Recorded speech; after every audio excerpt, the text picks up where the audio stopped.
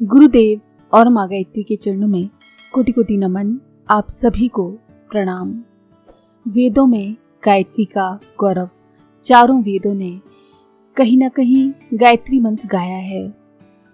ऋग्वेद में 10,522 मंत्र हैं। गायत्री गुरु मंत्र ऋग्वेद मंडल 3 सूक्त 62 मंत्र 10 में आया है। यजुर्वेद में 1975 मंत्र हैं। यजुर्वेद में गायत्री गुरु मंत्र अध्याय 3 मंत्र 35, अध्याय 22 मंत्र 9, अध्याय 30 मंत्र 2 तथा अध्याय 36 मंत्र 3 में व्याहति सहित आया है, यानी 4 बार आया है। ये सबसे अधिक बार 4 बार इसी यजुर्वेद में आया है। सामवेद में 1875 मंत्र हैं। गायत्री गुरु मंत्र सामवेद के 13 खंड 14 सूक्त 10 में आया है।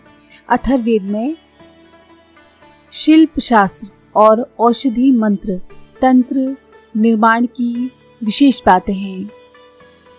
इसमें कुल 20 कांड हैं और 5,977 मंत्र हैं। अथर्ववेद में एक बार भी गायत्री का पाठ नहीं है, परंतु फल द्वितीय आवश्यक है और वो किसी भी वेद में नहीं।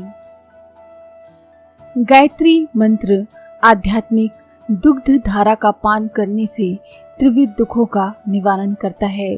किसी प्रकार का कोई कष्ट नहीं रहता। देवताओं की भांति सदा संतुष्ट, प्रसन्न तथा सुसंपन्न रहता है। इसके पास कोई अपनी कामना लेकर जाता है तो उसकी इच्छा तुरंत पूरी हो जाती है।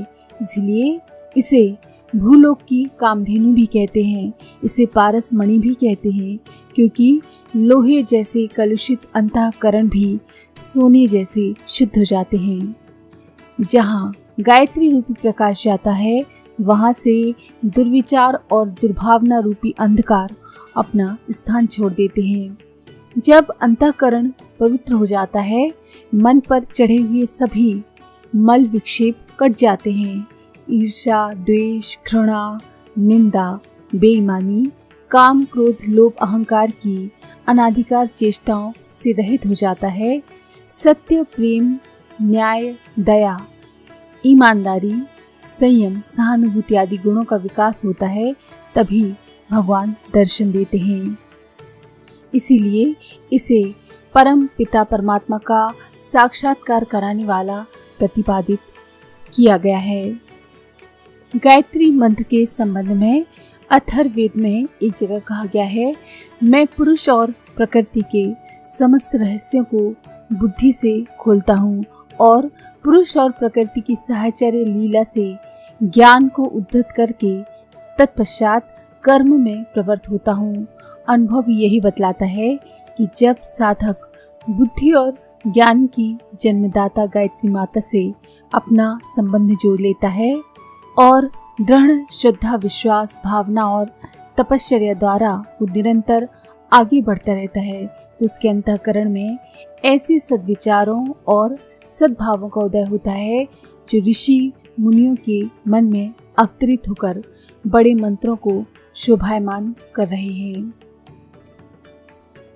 इस महाशक्ति के आवाहन से ही वेद मंत्रों का अवतरण हुआ है, इसीलिए इसे वेद माता कहते हैं। इसीलिए गायत्री मंत्र के दृष्टा महर्षि विश्वामित्र का कहना है कि गायत्री के समान चारों वेदों में कोई मंत्र नहीं है। संपूर्ण वेद, यज्ञ, दान, तप गायत्री की एक कला के समान भी नहीं है। योगीराज याज्ञवल्क्य भी अपने अनुभव के आधार पर कहते हैं, गायत्री और समस्त वेदों को तराजू में तौला गया। एक ओर 6 अंगों समेत वेद और दूसरी ओर गायत्री को रखा तो गायत्री का पड़ला ही भारी निकला। जो द्विज गायत्री परायण नहीं, वेदों का पारंगत होते हुए भी शूद्र के समान है। अन्यत्र किया हुआ उसका श्रम व्यर्थ है। इसीलिए वेदारंभ के पूर्व गायत्री के जप का व मनन आदि का आदेश देते हैं, क्योंकि गायत्री द्वारा ही वेद मंत्रों के अर्थ खुलते हैं। एक बार माता और पिता से जन्म ग्रहण करके जो आचार्य पिता और सावित्री माता से जन्मते हैं वो ही निश्चय से द्विज हैं, और ऐसे द्विजों को पवित्रतम बनाने वाली, उनके पापों को नाश करने वाली गायत्री है। इसलिए इसे पावमानी द्विजा नाम का विश्लेषण दिया गया है। गायत्री की सविता शक्ति निरंतर सत्प्रेरणा करती रहती है, सत्य और असत्य का निर्णय करके सत्य को ग्रहण करने और असत्य को त्यागने का आदेश देती रहती है। गायत्री की मंत्र शक्ति साधक की सभी बुराइयों, दुर्बलताओं और कुप्रवृत्तियों को भस्म कर देती है। संसार के जन्म मृत्यु आदि दुखों के कारण मूलभूत पापों को नाश करती है, प्रकाश द्वारा आंतरिक अंधकार को दूर करती है। इसलिए इसे पाप नाशनी कहते हैं। वेद भगवान की घोषणा है कि गायत्री माता आशीर्वाद के रूप में अपने पुत्रों को आयु, प्राण, प्रजा, पशु, कीर्ति, द्रविणम, ब्रह्म वर्चस्व प्रदान करती हैं। यही विश्व मानव की सबसे बड़ी संपत्ति है। इनकी प्राप्ति से अभाव, अशक्ति और अज्ञान के तीनों प्रकार के दुखों की निवृत्ति हो जाती है।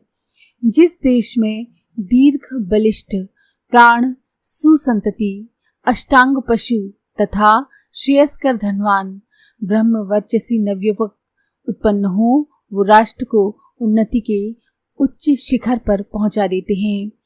उन लाभों की प्राप्ति का मूल कारण सद्बुद्धि की प्राप्ति ही है। सद्बुद्धि का उद्गम केंद्र गायत्री है।